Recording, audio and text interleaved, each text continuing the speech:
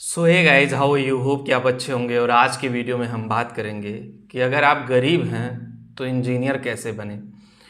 अब ये गरीब हैं और इंजीनियर कैसे बने, ये पूरा वीडियो आपको क्लियर कर देगा कि अगर आपके घर में पैसा नहीं है तो भी आप इंजीनियरिंग कैसे कर सकते हो। इवन दो आईआईटी, एनआईटी, बड़ी बड़ी संस्थाओं में भी पढ़ सकते हो। ठीक है, ऐसा नहीं है कि पैसे के अभाव में आप पढ़ाई नहीं कर सकते हो। वो ज़माना ख़त्म हो गया जब पैसे के अभाव में लोग पढ़ नहीं पाते थे। अब का वक्त और टाइम अलग है। अब अगर आपके अंदर टैलेंट है तो आपको पढ़ने से कोई नहीं रोक पाएगा। आज का वीडियो इसी टॉपिक पे है। और पहली बार अगर आप करियर अड्डा चैनल पे आए तो चैनल सब्सक्राइब कर लीजिएगा, बेल आइकन को जरूर दबाइएगा ताकि हर वीडियो को नोटिफिकेशन मिलती रहे।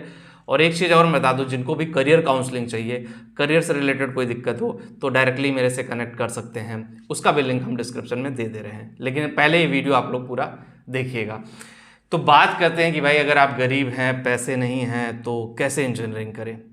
देखो, अगर आपके पास पैसे नहीं हैं, गरीब हैं, तो सबसे पहले तो मैं ये कहूँगा कि भाई अगर आप गरीब हैं तो टैलेंटेड होंगे, ज़रूर होंगे। और इंजीनियरिंग करने का अगर शौक़ रखते हैं तो ऑब्वियसली आपने जेई का एग्ज़ाम ज़रूर दिया होगा। और जिनके पास पैसे नहीं होते और लगन होती है ना, वो बहुत कुछ कर जाते हैं। बिना कोचिंग के मैंने देखा कई लड़कों ने आईआईटी क्रैक कर दिया, और आईआईटी नहीं किया तो एनआईटी कर दिया, और एनआईटी नहीं किया तो भाई पॉलिटेक्निक में एडमिशन ले लिया, आईटीआई में एडमिशन ले लिया। ऐसा नहीं कि सिर्फ बीटेक ही किया है, पॉलिटेक्निक, बीटेक, आईटीआई तीनों सेक्टर बताएंगे। तो भाई गवर्नमेंट की स्कीम है फाइनेंशियल वीकर की।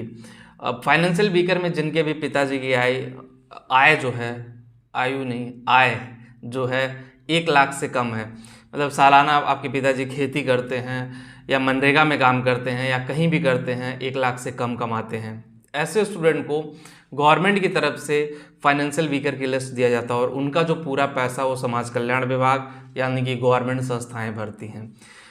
तो अगर आपको इसका बेनिफिट लेना है तो सबसे पहले भाई अच्छा रैंक निकालो और अच्छे कॉलेज में जाओ। अच्छा रैंक, अच्छा कॉलेज निकालो तो आपके लिए बेहतर है। अच्छा रैंक जब निकालोगे उसके बाद काउंसलिंग में आपको जाना पड़ेगा। काउंसलिंग में जब जाओगे तो सबसे बड़ा जो इशू है वो यहीं पे होता है। काउंसलिंग से पहले आपके पिताजी का इनकम सर्टिफिकेट आपका तैयार होना चाहिए। इनकम सर्टिफिकेट जब तैयार होगा ना तो उसमें फिर कोई दिक्कत नहीं आएगी कि भाई हाँ, इनकम सर्टिफिकेट तैयार है, चीज़ें हम प्रोसीड कर सकते हैं। तो इनकम सर्टिफिकेट पहले अपने फादर का आप बनवा लीजिए, अपना मत बनवाइएगा। ध्यान रखिए, बार बार मैं बोल रहा हूँ, बहुत सारे स्टूडेंट लास्ट ईयर ये मिस्टेक किए थे, अपना इनकम सर्टिफिकेट बनवा कर पहुँच गए थे। अपने फादर का आपको इनकम सर्टिफिकेट बनाना। आप नहीं कमा रहे हो, आपके पिताजी कमा रहे हैं तो उन्हीं की इनकम यहाँ दिखाई जाएगी। तो पिताजी का इनकम सर्टिफिकेट बनवाइए।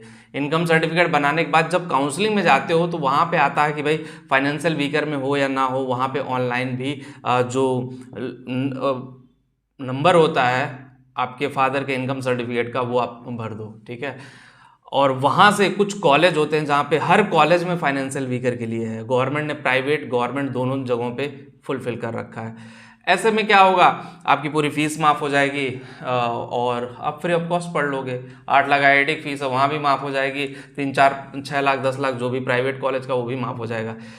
प्राइवेट की मैं पूरी तरह गारंटी नहीं दे सकता। एक बात और भी बोल दे, बहुत सारे प्राइवेट कॉलेज हैं चीट कर जाएंगे आपको कि भाई चलो हम 80% माफ़ कर देते हैं। और नहीं तो कई सारे कॉलेज हमारे साथ के, जब हम इंजीनियरिंग करते थे तो कई लोग फाइनेंशियल वीकर में तक 10 से 12 लोग थे, लेकिन माफ़ तो हो दिया, लेकिन मैंडेटरी कर दिया भाई हॉस्टल में ही रहना है। 30, 50, 60 हज़ार जो हॉस्टल फीस थी वो देना पड़ा उनको, हर साल वो हॉस्टल में ही रहते थे। तो प्राइवेट कॉलेज तो ऐसे नहीं तो ऐसे घुमा करके आपका कान जरूर पकड़ते हैं। प्राइवेट कॉलेजों की कहानी तो ऐसे ही है। लेकिन अगर गवर्नमेंट संस्थाओं में जाते हो तो फाइनेंशियल वीकर में नाम आता है तो ऑब्वियसली आप वहाँ से प्रोसीड कर सकते हो और आपका करियर, आपकी लाइफ दोनों बेटर वे में जा सकती है। इट्स योर चांस कि भाई जो चीज़ें हैं उनको कन्वर्ट करें, उनको अच्छे लेवल पे लेकर के जाएं, अच्छे चीज़ें देखें, अच्छे तरह से उसको मैनेज करें, तब जा कर के आपका करियर आगे बढ़ पाएगा। अदरवाइज फिर आपके लिए दिक्कत है कि भाई क्या चीज़ें किस तरह से हो रही हैं और किस तरह से जा रही हैं। ठीक है, तो मैंने प्रोसेस बता दिया है। कभी कभार हो सकता है काउंसलिंग में ना ले तो कॉलेज में भी सबमिट होता है, कॉलेज में भी सबमिट कर सकते हो, लेकिन काउंसलिंग से पहले आपके फादर का वो बना होना चाहिए। दूसरा, पॉलिटेक्निक जो लोग कर रहे हैं, आईटीआई कर रहे हैं, भाई उनके लिए भी अपॉर्चुनिटी है। जो पॉलिटेक्निक आईटीआई कर रहे हो, आप स्कॉलरशिप का फॉर्म भर दो, पूरा स्कॉलरशिप आती है सरकारी कॉलेज की, वहाँ से आप फ्री में पढ़ लोगे। आपके लिए तो कोई टेंशन ही नहीं, इतनी ज़्यादा फीस भी नहीं होती है, 15-20 हज़ार फीस है। तो वहाँ से भी अपॉर्चुनिटी का आप फ़ायदा उठा सकते हो। लेकिन हाँ, एक चीज़ आपके पास जो होनी चाहिए भाई, हुनर होना चाहिए, टैलेंट होना चाहिए, स्किल होना चाहिए, नॉलेज होना चाहिए।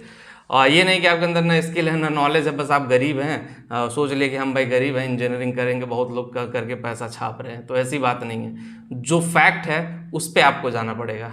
ठीक है, वीडियो में इतना ही। होगा इस वीडियो आपको पसंद आई होगी। जो लोग टेलीग्राम पे वहाँ पे भी जाके ज्वाइन करें, और जो लोग को करियर काउंसलिंग चाहिए मेरे से बात करने, लिंक डिस्क्रिप्शन में एक बार जा करके ज़रूर देखिए। मिलते हैं आपसे नेक्स्ट वीडियो में। Thank you.